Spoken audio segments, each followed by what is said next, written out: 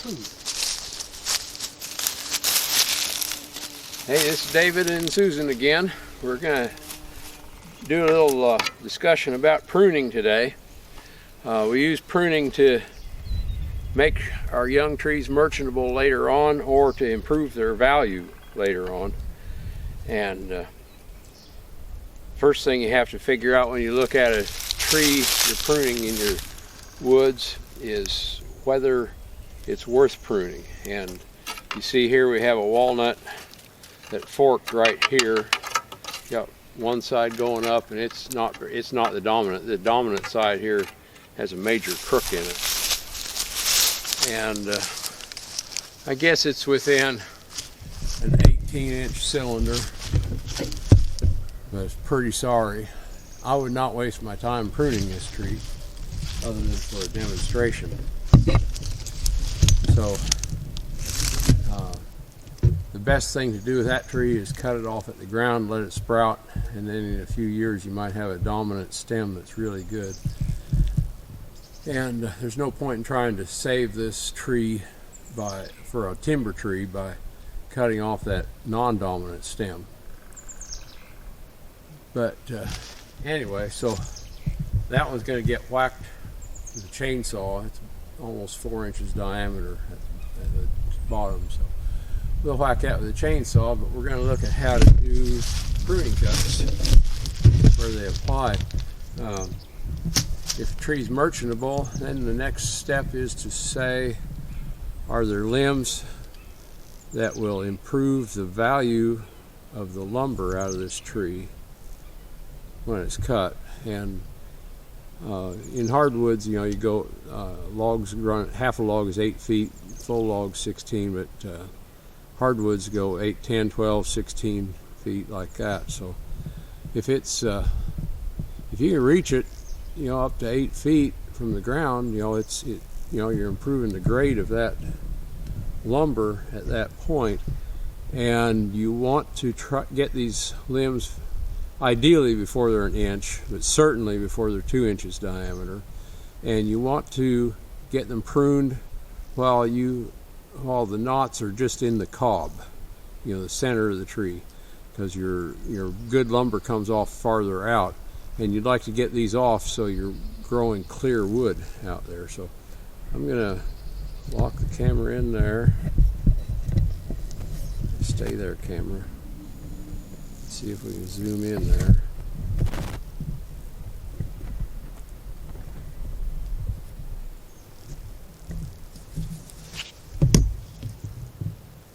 Okay, there, I got that zoomed in. Okay, when we're pruning these, especially if you want to get your pruning done, this month is the time. We're in March right now. This is the time to get them done right now. But they say any month with an R. But winter's about over, so you need to be getting them pruned. When the sap is running, this bark is loose on that tree. Your cambium is busy, sapwood's moving water, and if you cut this wrong, you'll tear a strip of bark down on these. So what we want to do is get the weight off of here first. And we're going to cut the bottom side. That's your compressed side. We made a cut there. Now you have to decide, are you going to cut even, going to cut out here, or cut behind that? If we cut behind this, that cut, when this comes loose, this will want to break like this. It'll break and fall down like this. If you cut out here, it will fall cleanly. So we want to be even or just a little bit past. And that'll fall. It falls down real nice. Now we want to come back here and get rid of the rest of this.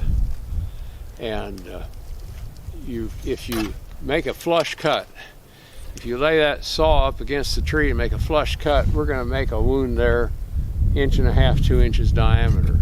If we cut it out here, we can get about 2/3, 3/4 of an inch diameter. So what you want to do is identify your collar around the base of that limb, see where the limb comes back, find where they meet. You want to make that stub as short as you can while making the wound as small as you can. So we're going to make another cut under there. That keeps us from tearing. That cut will prevent us from tearing bark down. Then we come back on top.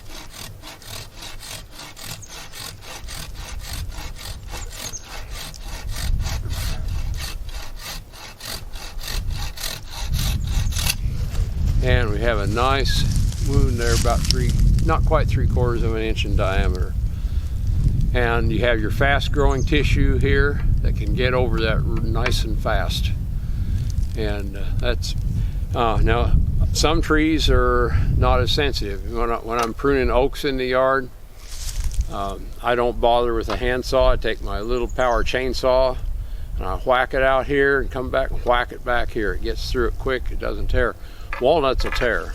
So with walnut you got to be careful. And it depends how big the limb is, how much weight the limb has, and how good your saw is cutting. But you're safest if you come out here, make an undercut, top cut, even or beyond, let that fall, come back, do a undercut, and then a top cut that matches. And then you get a nice clean wound. And move that camera up there to get a little better look.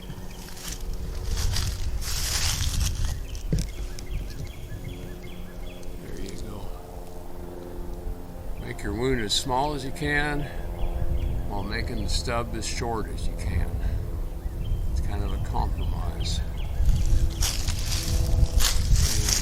And like I said, this tree is not one I want for a shade tree. It's poorly shaped. So what we're going to do is take the chainsaw and whack that baby. And we should get a straight one back up. We did this to another one. In fact, that's this video is going to continue with some more cutting on one we did that to a few years back. But that's the basic process. So first see if the tree's merchantable. If the tree's merchantable, then see if you can improve the volume later on. If the tree is forked, if it has a fork or a double top, if you can remove one of those, you're going to improve the volume later. Side limbs you can take off, that will improve the value of the lumber. And then the last thing you cut off when you're pruning trees for timber are the dead limbs. Those are the least important. They'll fall off on their own eventually, but after you've done your pruning on live limbs like that, then you can come back and look at dead limbs. So there's kind of a hierarchy there. See if it's merchantable. If you can make it merchantable, good. If you can make it more volume by taking out a bad fork or a multiple top, you can do that. Then improve quality by taking off side branches, and then improve quality again by taking off dead branches. That's the steps you go through when you're pruning. So anyway, enjoy the rest of the video. Susan is the cameraman on the next part. And get a nice sharp saw. Protect that saw. Don't throw it in the bed of a pickup truck where it lays on metal. Your saw should always be on plastic or cardboard or wood.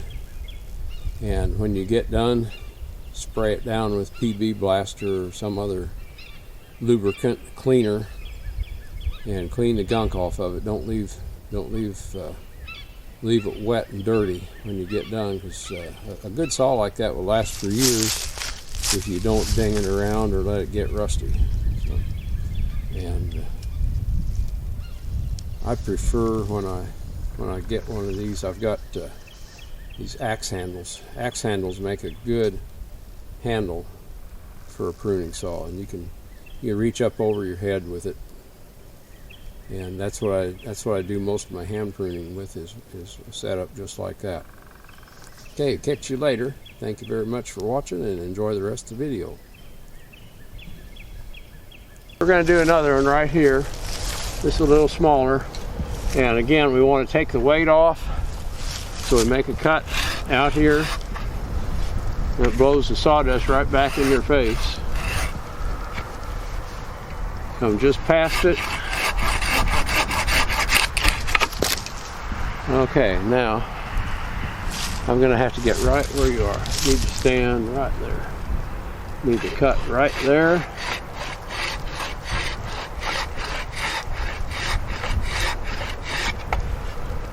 Cut right here.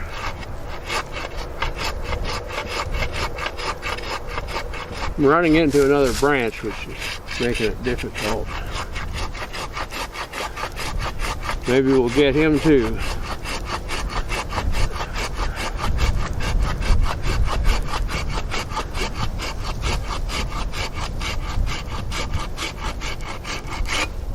There we go, got that one cut.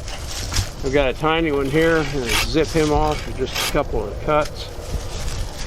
And if you look down at the stump here, this is a tree we cut, what, 5 years ago? There's one, two, three, four, yeah, 5, 6. This has 6 growing seasons since we had a misshapen tree here.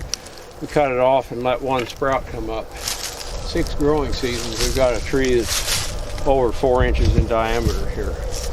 Okay, we got one more big one here to take. Okay, we're going to do another one. The undercut, get rid of the weight. Come just past it or even with it. That comes down. Make our undercut.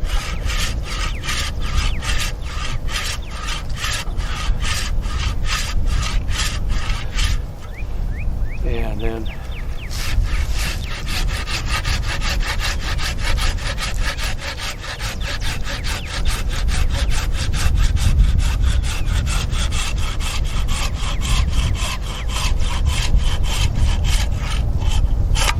there we go. And we got that whole entire whorl of branches off. And that's quite a bit of crown in one growing season. So we're going to stop there. And we got, more than 8 feet of nice straight log before it forks out up there. It's not great, but it's a yard tree. But anyway, we've gonna have a nicely shaped tree now. And you'll be able to drive the tractor under here without getting your head knocked off. So, thank you very much for visiting. And Susan, thank you very much for being our camera lady.